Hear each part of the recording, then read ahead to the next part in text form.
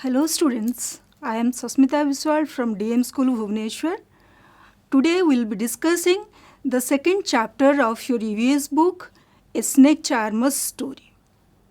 Before getting into the chapter, what do we see in these visuals? What is common to all these pictures? In every picture you find human being is there, animal is there. And in every case you find animal is the source of earning, means of livelihood for human beings. You see, for milkman, cow is the means of livelihood. Like this, for fisherman, fish, poultry farmer, the poultry, tanga driver, the horse, they are the means of livelihood. Also in case of veterinary doctor, they earn by treating animals. So like this, there are many other animals who are source of living or means of livelihood for human beings. Now children, can you think of snake as means of livelihood? Yes, snakes used to be means of livelihood for certain community of people. This community is known as snake charmer community. Your chapter, the second chapter, A Snake Charmer's Story, starts with a narrative. In this chapter, two characters, one Aryanath and his grandfather, Roshan Nathji, they narrate their experience as Kalvelias. Who are Kalvelias? Kalvelias are snake charmers. Let's know more about Kalvelias. Kalvelias actually, they are a tribe belonging to Rajasthan. They are snake charmers. Primary occupation, traditional occupation is snake charming. Not only in Rajasthan, these snake charmers are found in many other places and are called by many different names. Like in Hindi, we call them saperas. In Odia, we call them kela. You can, children, find out what these snake charmers are called in your local language. Snake charmers or Kalvelias, they lead a nomadic life. What is nomadic life? Nomadic life means they move from one place to another. They carry their belongings, move from one place to another and earn their living. Kalvelias, they carry their snakes, special cobras, in bamboo or cane baskets and move from one village to another village. Charm snake, earn money. Usually what they do, they repeat the same circuitous route. Since they repeat the same circuitous route, they have a good understanding about the plants and animals in that region. And they know which plants can be used for which disease as medicine. They have a good understanding, good relationship with the nature. They know every nook and corner of the nature around them. Since snake charming is the primary occupation, traditional occupation of these people, they treat snakes as their treasure. So they take care of snakes, and you'll be surprised to know they used to gift snakes to their daughters when they get married. So from this you can know how snakes and snake charmers are closely related, closely interdependent. Snake charmers take care of snake, and snakes in turn are the means of livelihood for the snake charmers. This shows the interdependence between snake charmers and snakes. Not only snakes, many other animals, as you have seen in the visual also earlier, are means of livelihood for human beings. One thing unique to this tribe, Kalvilliya tribe, is Kalvilliya dance. Kalvilliya dance is a very beautiful folk dance and very popular. In this dance, we see in the visual, one performer is performing Kalvilliya dance. What is unique to this dance is the movement, body movement of the performer resembles the snake. The costume also resembles the snake. Kalvilliyas, in joyful occasions, both men and women, they participate in this dance and show their performance. Sometimes they also perform to entertain people. So, what are the primary occupation? One is snake charming. What are the other sources of income for this group of people? The traditional sources of livelihood besides snake charming used to be providing herbal medicine to the people of the villages. In those days, everywhere in every village, there was no facility of hospital. So these people were a help at the time of need because they have a good understanding of the plants around them. They know very well about the plants and animals in their locality. They provide herbal medicine for many diseases. Along with that, they used to know the traditional way of treatment of snake bite.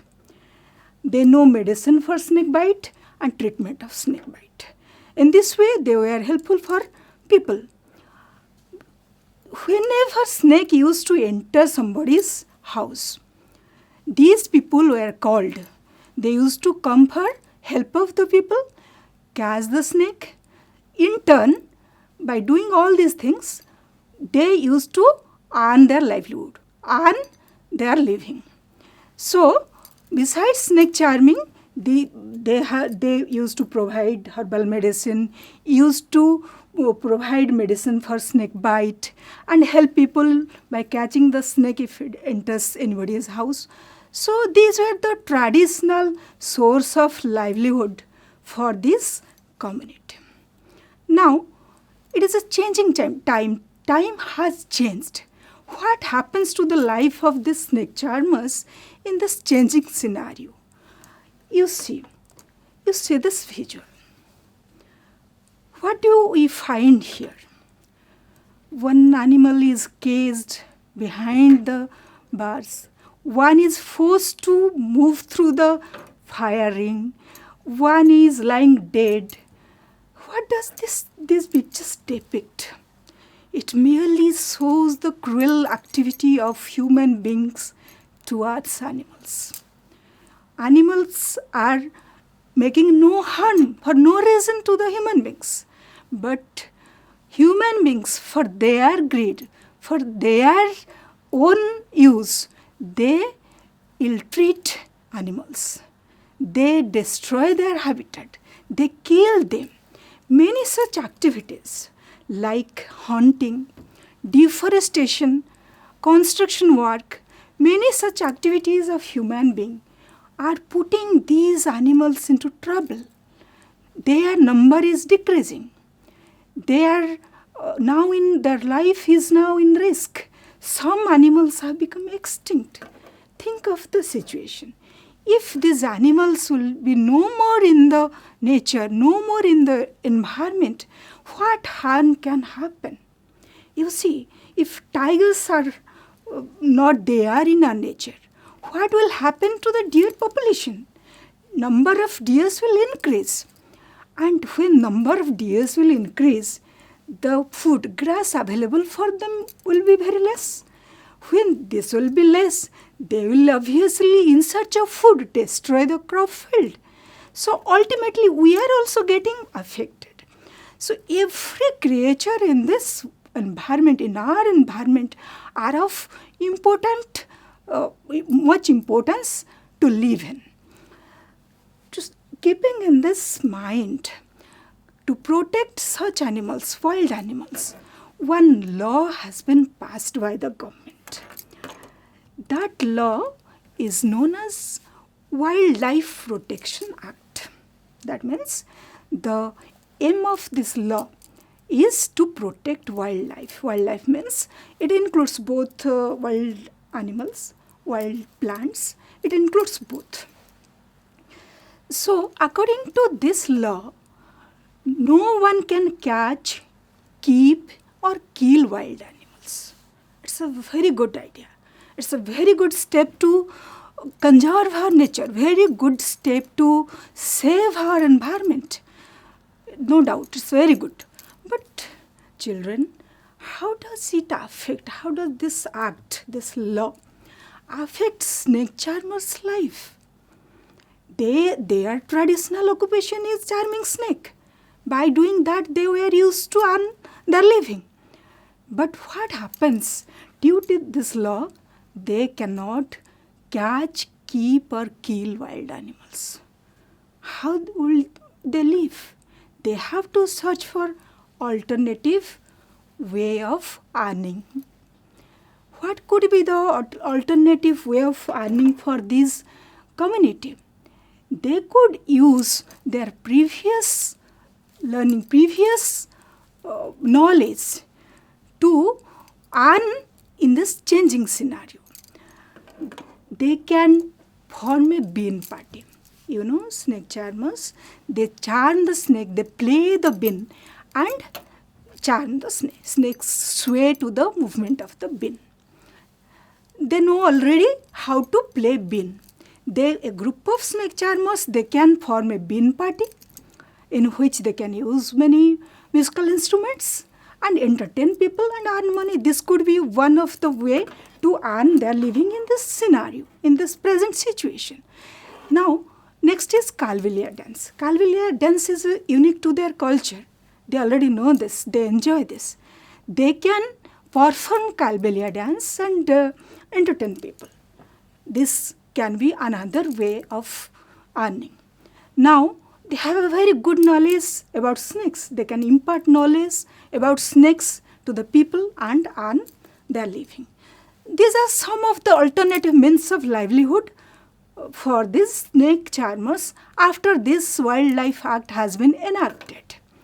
Now, do you know, children, some typical musical instruments, traditional musical instruments are used in bean party. What are these instruments? These instruments are bean, tumba, khanjiri and dhol. These are the musical instruments usually used in bean party. Out of these 4 instruments, 3 instruments, bean, tumba and khanjiri. These 3 instruments are made up of dried gourd or lauki. So children, we could know life of the snake charmers then and now. Now, let's know more about snakes. Snakes are indispensable part of our nature and we have some knowledge about snakes already. We have some knowledge about snakes. So, as you know, snakes have elongated body covered with overlapping scales. They do not have external ears, but they can feel the vibration. And there is wide diversity, wide variety of skin coloration pattern of snakes. The snakes can be venomous or poisonous or non-venomous or non-poisonous. It's not that all snakes are venomous. Usually their body is dry and smooth, not slimy, dry and smooth. They shed skin in one layer. You can easily recognize the shed skin of a snake because it is just the shape of the snake because they shed skin in one layer. This is some common thing about snakes. Now, let's know what are the different venomous or poisonous snakes found in our country. There are mostly 4 types of poisonous snakes in our country. One is cobra, then common krait, Russell's viper, and saw-scaled viper. These are the 4 types of poisonous snakes or venomous snakes found in our country. Now, since these snakes are poisonous, we must know how to easily identify these snakes. Cobra, all of we know. The simple identification of cobra is large hood with a spectacle mark on the back of hood. Usually when this type of snakes, cobras, are threatened or they are ready to attack, they expand their hood, and from that we can recognize, yes, this is cobra. Next one is how to identify krait. We see in the picture, you see, skin coloration. Skin coloration of krait is black or bluish black with thin white crossbar throughout the body. This is the simplest way to identify krait. Next one is our poisonous snake is our Russell's viper. Russell's viper is also known as Dubaia. Russell's viper, we could mark here. Here there is 3 series of dark brown spots, each spot having a black ring around it and a rim of white or yellow outer border. Just watch the picture. 3 series of dark brown spots having black ring around each spot and then a rim of white or yellow outer border. This way we can identify Russell's viper or Dubaia. Saw-scaled viper. This is another poisonous snake. How to identify it? Saw-scaled viper is also known as Afai. It has series of variably colored spots. Series of variably colored, different color spots. It can vary from one snake to another. Edged with dark brown coloration. Okay, then you mark series of bows run dorsolaterally. Series of white bows, white color bows that runs dorsolaterally along the body. Dorsal, upper part, lateral, side part. Dorsolaterally it goes on like this. Okay, these are simple identification marks for how to know the poisonous snakes that are found in our country. Now, how does venom or poison from a snake enters human body? Obviously, when it bites, it enters. What happens? All snakes who are poisonous snakes have sharp hollow teeth, positions at upper jaw, and this pair of hollow teeth are connected to poison gland or venom gland through ducts. Duct means thin tube, you know. The hollow teeth connected to poison gland through ducts. When snake bites, poison from the poison gland flows to hollow teeth through the duct, and from the teeth it goes to human body through the injury. Okay, you can see the poison gland or venom gland is marked yellow, and each poison gland is having compressor muscle. When snake bites, the compressor muscle, role of compressor muscle is to squeeze the venom gland, and venom or poison from the gland flows through primary duct, and primary duct is again diverted into 2 ducts, 2 secondary ducts, and it goes to secondary duct, and through the fangs it enters our body.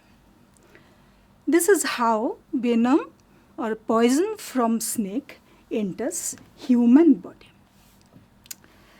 About snakes, there are many misconceptions prevailing in our society. Out of those, some of the misconceptions we will be discussing, And what are the facts? First thing is, all snakes are venomous or poisonous. No, all snakes are not venomous. Okay, as we discussed, there are 4 types of venomous snakes found in our country. Okay, cobra, common krait, Russell's viper, and sauskel viper. You see, Indian rock python. It's a snake, but it's not venomous. So many snakes, they're not poisonous, not venomous.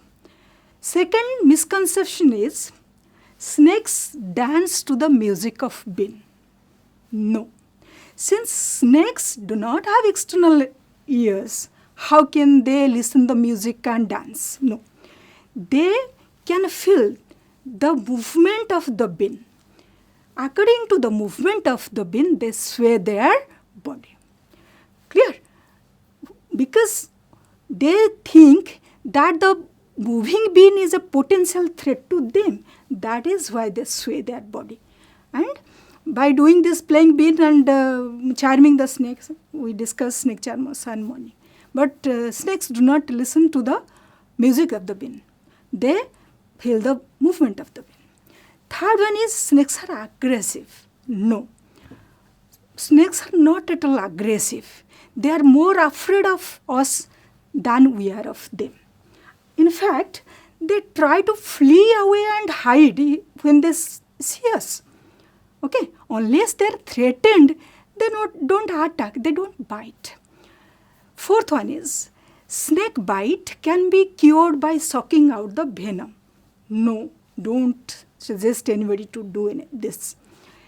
It can only be cured by medicine made from snake's poison known as antivenom, and with proper medical advice. So these are some of the misconceptions that is prevailing in our society. There are many misconceptions are there about snakes. Always go for the fact, children. Don't believe the misconceptions. Now, what we should do and what we should not do. When we are thinking of snake, move out of snake's way. If snake is moving, don't cross their way. They are not going to harm you. So move away from the snake's way. They will flee and hide from you. Never try to pick the snake. Don't pick the snake. Even if you think the snake is lying dead, don't pick it up. Do not attempt to kill snake. Very important thing. Snakes are very important part of nature. In fact, they are farmer's friend. They prey on rodents. Rodents means mice, rats. They prey on these animals. And by doing this, they protect the crop of the farmers. If we kill snakes, what will happen? Number of these creatures, rats, mice will increase. And they not only will destroy the crops, they carry many diseases as well. So don't kill snake. To remove snake, if at all it enters anybody's house, call snake helpline number. And we must keep house rodent free. Mice, rat, they attract snakes because they are the prey, food for snakes. So we should keep our houses rodent free. And we also should keep area around our houses clean so that snakes cannot hide there. So these are some do's and don'ts we must practice. Now, in case of snake bite, suppose there is a victim of snake bite. What we should do? We should keep calm and assure the victim, because victim might be panic at that time. We have to assure the victim. Immobilize the bitten limb. We will not allow the bitten limb or injured limb to move. We'll remove the tight clothing, cover the wound with loose and sterile bandage, and allow the victim to rest in a well-ventilated place. And most important thing is, at the earliest, we have to call for medical help. Get medical help at the earliest. Now, what are the things we must not do? Don't apply ice or tie tourniquet or string. Okay, it won't help to cure the snake bite. In fact, tourniquet or tying a string will restrict the blood flow and may complicate the situation. Don't suck the blood out. Sucking blood out from the injured part will not only cause infection to the injury but also can cause harm to the person who is sucking. Also, don't attempt to cut the wound. That will aggravate the infection. Don't give any medication without medical advice. We must give medicine, we must treat snake bite as per the advice of the medicine practitioner or doctor. Okay, these are some do's and do nots. We must know if we are having such cases, we can help. Now, children, we'll be having certain activities. Okay, for fun only, we know about snake charmers, snakes. Now, for fun, you can go for these two activities. One is snake puppet making and Nag-Gumpha designs. Snake puppet making is very easy. You take a pair of old socks and you can take, I have taken this one available with me. You can take any pair of old socks. Okay, stitch buttons as eyes of the snake. You can mark the outer part as per your wish and you just paste a tongue like this, bifurcated tongue like this, and you can make the skin pattern here. I have kept this tempted to tell that you can make any pattern. You can make your snake puppet as cobra, as crate, as per your wish. You can make pattern here, and you will put on this puppet.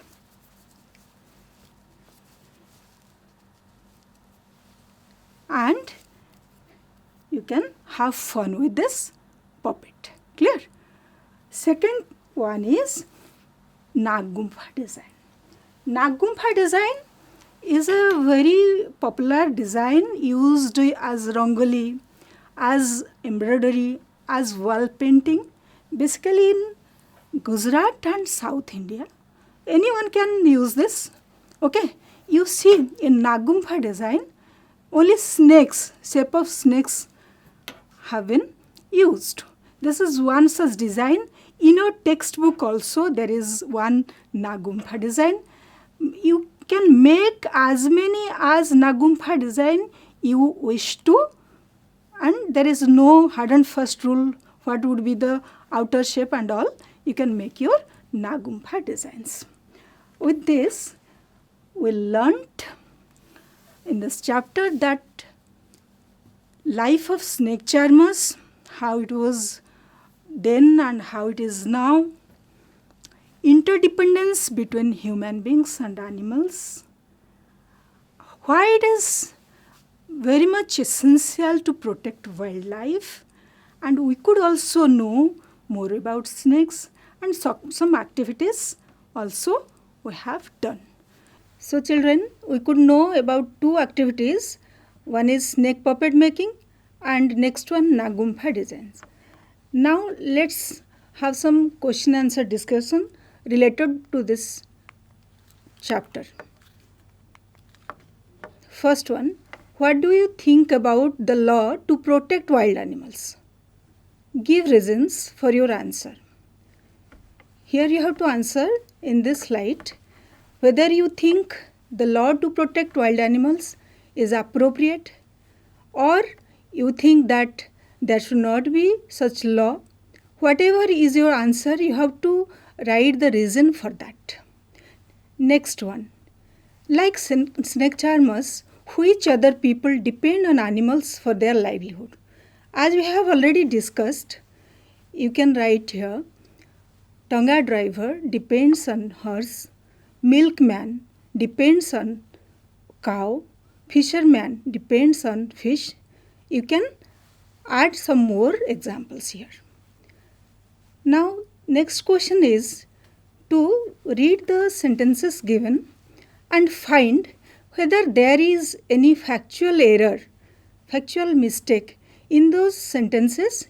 If there is any mistake, if there is any error, you have to find that error and correct the errors. All snakes are venomous. Whether it is correct or is there any error. As we have discussed, all snakes are not venomous. So there is a error, factual error in this sentence. You have to correct it. You have to write either all snakes are not venomous, or you can write some snakes are venomous. Next, snakes can hear the music of the bin. You find out whether there is any factual error or not. Already we have discussed snakes do not have external ears, so they cannot hear to the music of the bin. So there is a factual error here. You have to rectify it. You can write here, snakes cannot hear the music of the bin. Now come to the third sentence. Medicine for snake bite is made from the snake's poison. Is there any factual error in this sentence or not? There is no factual error in this sentence. So this sentence is correct. We don't find any factual error in this sentence. So the sentence, in this sentence, there is no correction needed. So at the end of this lesson, we have learnt few main points. Life of snake charmers then and now, we had discussed. Interdependence between human beings and animals, how they are interdependent on each other, how animals are also part of our nature, indispensable part of our nature. We also could know that there is a need to protect wild animals so that there is a balance in our nature. At the end, we also came to know that snakes are part of our nature. We knew some more facts about snakes. Hope you next, before ending the lesson, one activity will be given to you. You have to make a survey on people who keep animals. Talk to some people who keep animals for their livelihood. Get the following information from them. You can ask questions to get the information like name of the animals they keep, where they keep them, what the animals eat, what they do if the animals fall ill. Get some more information, make your own questions, get some more information related to this and make a survey report on that. Read it out in the class. Children, when we do things, we learn it better. So at the end, I have given you an extended learning activity because when you do things, you learn better. This activity is to visit a nearby zoo with your parents or teachers. Write what all came to your mind after seeing the condition of the animals in the zoo. Share your experience with your friends and learn from each other. You'll go through your textbook and some more activities. You'll find like a survey of people who depend on animals, and you can go for other activities as well. Well, children, hope you have got the points. Thank you.